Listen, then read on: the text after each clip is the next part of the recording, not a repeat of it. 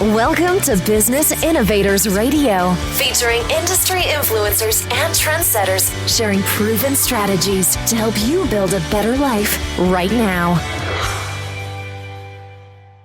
Hello, listeners. Welcome to Business Innovators Radio. This is your host, Constant Taylor.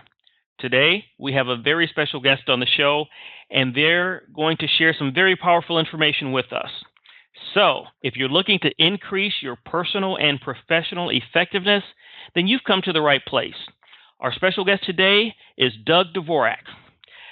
Doug has been speaking professionally for over 12 years. The primary content that Doug speaks on is leadership, motivation, and sales.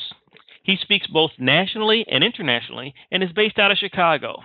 He has a new book coming out called How to Sell to Women, America's Greatest Economic Engine. His other books also include The Big Book of Sales Solutions, 501 Sales Ideas to Win More Business, BYOB, Build Your Own Brand, Sales 3.0, The New Contact Sport, and The Masters of Success. Doug, that's quite a bio. Welcome to the show. Thank you, Constant. It's a great honor and privilege to be with you today and to be sharing some ideas with your listeners. Likewise. Now, I'd like to start by asking you if you could tell the listeners a little bit about your business and how you help your clients achieve success. Thank you. Certainly, I spent 22 years as a sales and marketing leader, primarily in the information technology space, and decided I wanted to go out on my own as a professional speaker and trainer and consultant. So I did that about 12 years ago, and I've been speaking professionally ever since. And really my sweet spot, or what I like to help people with, because I've been a student of sales and motivation and leadership early on. I got hooked on, the motivational and sales giants of the day, Zig Ziglar, Dr. Dennis Waitley, Anthony Robbins, and I've really had the privilege and pleasure of taking some of their ideas that they so freely shared, seeing them live and saying, I want to do that. So I worked really hard to perfect my skills and abilities. I'm a member in good standing of the National Speakers Association. I'm also a certified sales trainer and coach. And it really, for me, I look at what my intention is and the business problem of the client as it relates to sales, motivation, and leadership. And I find if my intention is focused on the client, 110%, to understand their business drivers, their areas of pain relative to leadership, sales, and motivation.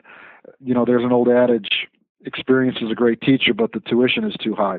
I've got the pains of leading international sales organizations, so I like to get right to the business issue at hand and try to provide my experience, strength, hope, and solutions to my clients in those areas of sales, leadership, and motivation.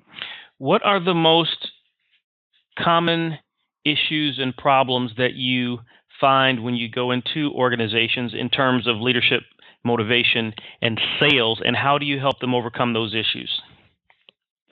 Well, if there's a systemic problem in a sales organization, the first thing I look at is leadership, because ultimately an organization's culture or a department's culture is defined by leadership behavior. And if there is some leadership behavior that is untoward, unprofessional, not conducive to team building and good, honest, authentic leadership, sometimes you have to make a change in that leader position so you have the right leader that sends the right message, that creates the right culture. And that is 8 out of 10 times you've got the wrong leader. And if you've been in sales, what do some organizations do when they're looking for a sales manager or VP of sales? They promote the best salesperson to sales manager, and that can be one of the cardinal sins in sales leadership. Interesting. So what happens when the sales director hires you? You come in and do an assessment, and you assess that the guy that hired you should be fired. Yeah, essentially what we do is is we go in, we meet with senior leadership of the organization. Okay. It can be the chairman of the board. It can be the CIO and the CFO. And then we do an audit over the phone and in person to understand what some of the areas of change that need to occur, the areas within the sales organization or leadership that are not functioning well, or if they don't have a sales or leadership process or methodology. And then we look at all the salespeople. And if you've got kids and they're in school and if their grades are not up to snuff, if they're D's or F's, that's one of the first things you look at, that there's something wrong either with the child in the school, the child at home. And the same thing occurs with salespeople. If they're not making their quota, something is wrong, either with themselves, the organization, or with how they're being led and managed. Because salespeople don't quit companies. Salespeople quit sales managers, first and foremost. So we assess through our online sales assessment tools. Mm-hmm. We do that remotely, and then we come back with, the 6 or 7 areas of a sales process, from prospecting, presentation, overcoming objections, closing, trial closing, handling objections, and follow-up and referrals. Those are the essential 6 or 7 pieces of a sales process. And we want to make sure that all organizations speak a common sales language. And if they don't, you can't manage it and you can't measure it. You've got to have a good, competent sales process that we recommend, that we have authored. Then you've got to trust the process and follow the process. Because more often than not, employees, but specifically salespeople and managers, think activity equals results. They get caught in the tyranny of the urgent. I say don't focus on the end result. Focus on the process. Trust the process, manage the process, do the right thing day in, day out, have hourly wins, daily wins, weekly wins, and if you do that, you'll have quarterly and yearly wins. Okay, excellent. So that answers my question in terms of the conflict of interest. So you're usually not targeting the sales department, you're targeting senior leadership to senior leadership or sales process. You've got a competent leader, but they have no common language of a sales process to hold their sales reps accountable to. So sometimes, more often than not, it's a well-intentioned good leader who just doesn't have the tools or resources. So we come in, provide them the tools, resources for a sales process, and then they're ultimately successful as a sales leader. Okay, excellent. Now, motivation. Let's dive into that piece. How do you deal with the subject of motivation in organizations? Sure. I think motivation is a key component to good leadership and good corporate culture, because at the end of the day, leaders, myself as a motivational speaker, motivational consultant, are not all powerful and all knowing where we can, spread the magic motivational pixie dust in an organization and culture, and voila, you've got a well-oiled, lubed motivational machine. But what you can do, because you can't really motivate individuals, all you can do is create a motivational environment in which they can motivate themselves. Look at Apple retail stores. I mean, the Genius Bar, they have a 3-tiered, they have specialist, expert, genius. So if you're hired as a specialist, you want to be a genius one day and work the Genius Bar. But they get cool products, they have a cool culture, they're well-trained, and they're motivated because senior leadership, Steve Jobs and the other senior leaders at Apple, have created that motivational environment in which the Apple associates can motivate themselves. I think that's an excellent point you bring up, because it's, a lot of people talk about motivation and how do you do that, and Apple is a perfect example of how you create a culture, create the environment that will allow individuals to rise up and to succeed. And if someone coming in as a regular sales agent is not motivated to become a genius at one point, then they're probably in the wrong place.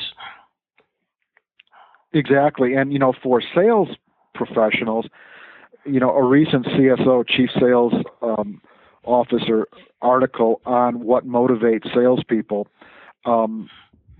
First and foremost, they're coin operated. Cash compensation drives behavior. But a close second is recognition amongst peers or status amongst peers. Trips, incentives, and trophies and plaques. Okay. Which I found interesting. Now let's dive into a book that I actually purchased this book, and I can definitely recommend this book because I got a lot out of it. It was 501 Sales Ideas to Win More Business. What kind of things do you talk about in there to help sales organizations and companies achieve more sales? Well, thanks for asking. What we did is we looked at the depth and breadth and the lineage of our prior sales engagements and sales books and motivational books written. We tried to distill that down to the best 501 sales ideas that can win more business. And what we did is, number one, talk to prospects, not suspects. Suspects, someone that you met at a business after hours, they gave you a business card or waved at you across the street. They're not a prospect, they're a suspect. The huge difference is a prospect has need, desire, financial capacity, and authority. They have to have all four things to be an actual prospect and not a suspect. And then the best advice I received over 30 years ago relative to sales and time management is do all non-sales related activities between 6 to 8 in the morning and 6 to 8 in the evening. 9 to 5 is spent in pursuit of getting belly to belly with a decision maker who has need, desire, financial capacity, and authority. And then second, have a sales process.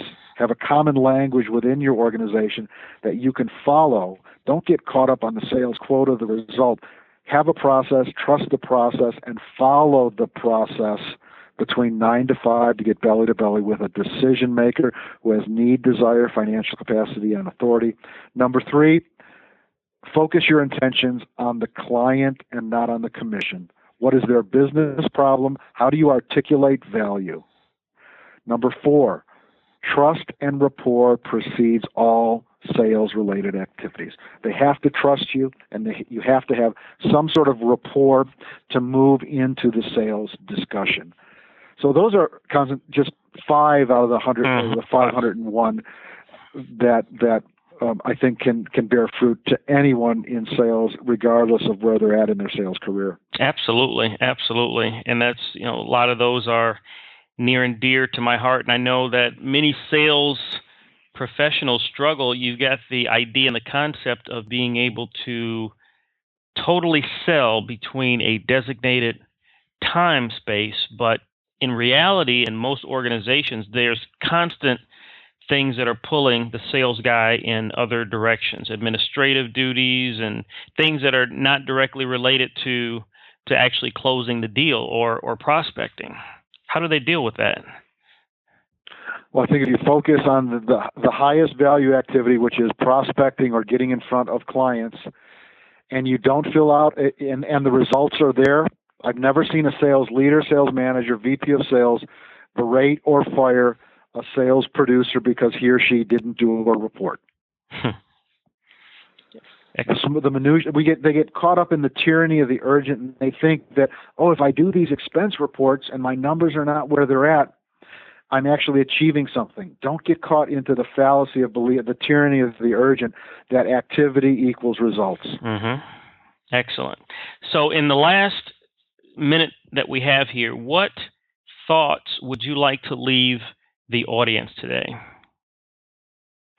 I would say that if you are currently a sales professional or a sales leader, that we have a wonderful opportunity to offer value through our solutions and customized products and service, and recognize that there are more CEOs in America today that started as sales professionals and worked their way up, and also that there are more millionaires in the United States that are salespeople than all the doctors, lawyers combined.